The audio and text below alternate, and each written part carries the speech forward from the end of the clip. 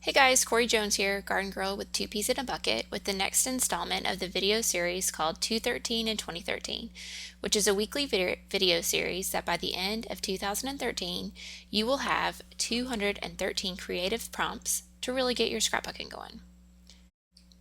One afternoon, we were out scoping for new locations for possible photo shoots, and my girls were just kind of in a silly mood. And my oldest decided that she was going to hurdle jump over my youngest, who was playing in the dirt. So I captured this great picture and I just had to get it scrapbooked.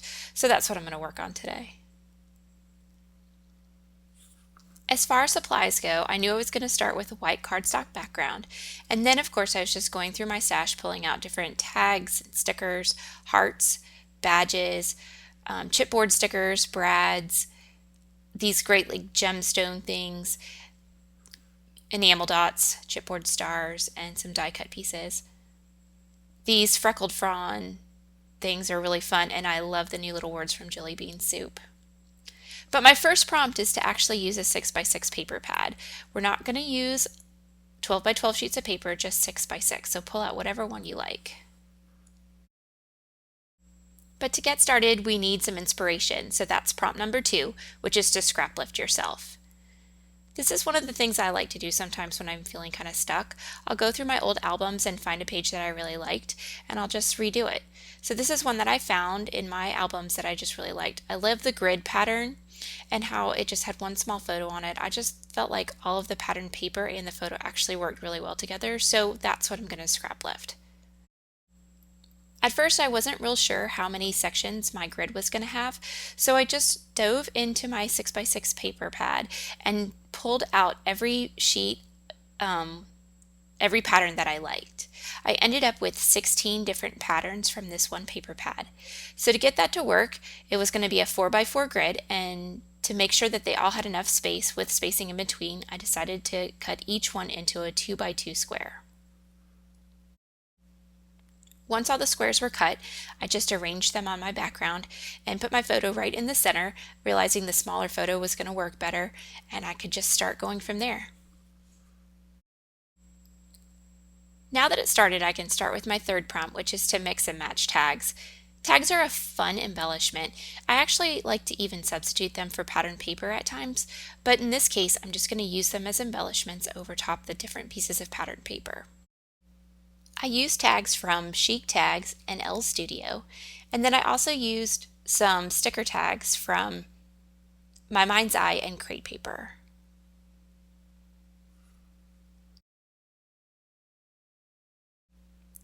A lot of these tags have the word love on them, which makes it so easy when I'm scrapbooking my kids. It doesn't matter if they're Valentine's tags or if they're just love tags in general. I can usually find a reason to have to add those onto my pages. I loved this banner from the Glitz Color Me Happy line. The colors in this line were really bright, which didn't really go with the paper pad I had chosen, but then when I pulled this out, it actually seemed to work perfectly, and the rainbow patterns all seemed to go together so well that I just had to use them.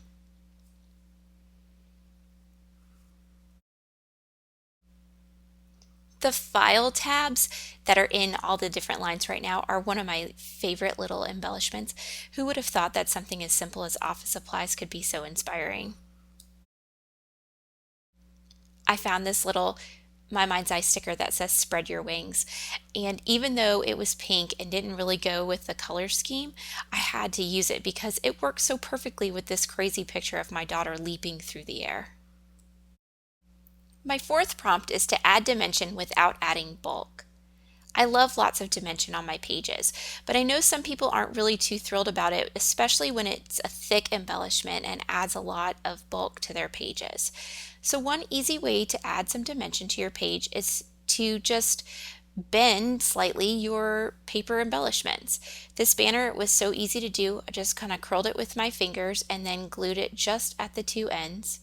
And there it is. It's just popping just a little off the page and is adding minimal bulk.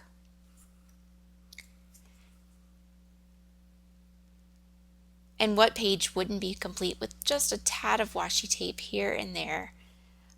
This is new washi tape from Freckled Fawn, and I love, love, love the colors.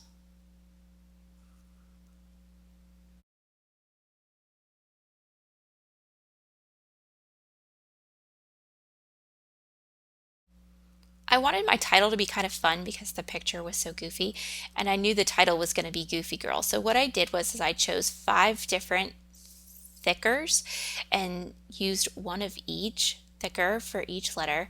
So I had this kind of crazy title. It just really works with her picture. And then for girl, I just wanted it to be pretty simple, so I used plain pink mini market stickers from October Afternoon.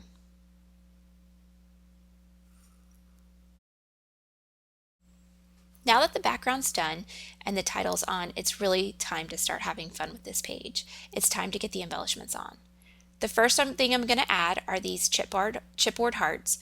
I want to spray them with mist so that they match my colors on my page pretty well. So the first one's going to be blue and the next one will be pink. And just add those to the different squares. The great thing about creating a page with a grid is that each little square can be decorated in its own way. Plus it's scrapbooking and there's no right or wrong way to do it. So you can even have your embellishments coming off of the squares as well. These jelly bean soup words are just great. I love the font, and quite honestly, I get a little lazy when it comes to using my Cameo, so it kind of saved me a step. These little arrows from Freckled Fawn are one of my new favorite embellishments as well. I just love the little glitter, and they're small and easy to add in different places. I've had this flare from Studio Calico for forever it seems, and I'm finally getting to use it, which is so exciting to me. Here I'm adding my daughter's initial to the page. I was looking for a B all through this alphabet set and I couldn't find one, so I just used what should have probably have been a P. You flip it over and all of a sudden it's a B, and it worked out great. There's always space on my pages for small little stickers. Heart stickers on this one is working great. I'm kind of sticking with the heart theme. I had initially pulled out stars thinking the stars were going to be my theme, but the hearts are just working a lot better. Here I am adding just small brads here and there. Add a little bit more red to the page because I really like that in the paper. And then a couple of wood veneer hearts from Freckled Fawn.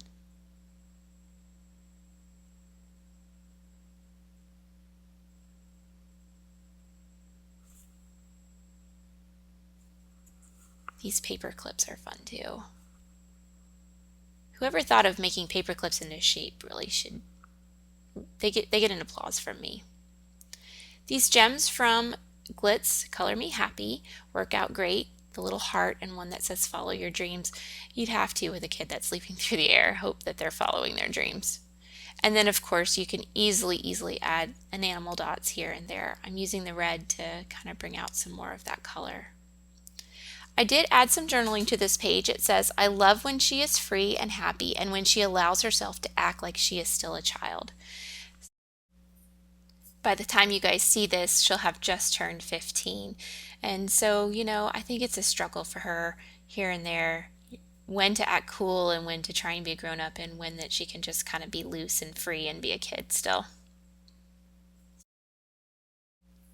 To help me keep perspective on how old she was on this page, I decided to add her age to the little file tab at the top of her picture because she was only 14 here, so I do want to keep that in mind. Then I decided that I was going to pull in some stars, but only because I felt like I was losing some of the yellow, and so I wanted to get some of those in. But once I saw them on the page, I thought they were so cute that I decided to add some in other colors as well. That's how it usually happens with me in scrapbooking, is I'll just be playing around and go, oh, that's so cute, I want to add it, and I do, and then I add more and more and more. But the stars ended up being the last thing I added, which is probably a good thing because the page was getting heavy. But that's it, you guys. As a recap, the prompts for this week are to use a 6x6 paper pad. The small patterns are so much fun to play with. To scrap lift yourself, remember you can be your own best source of inspiration. to mix and match different tags, and then to add dimension without adding bulk. I hope you enjoyed this episode of 213 and 2013. My challenge to you is to use any one of these prompts in a project and to share it with us in the gallery. Thanks so much. This is Corrie from Two Peas in a Bucket. Have a great week.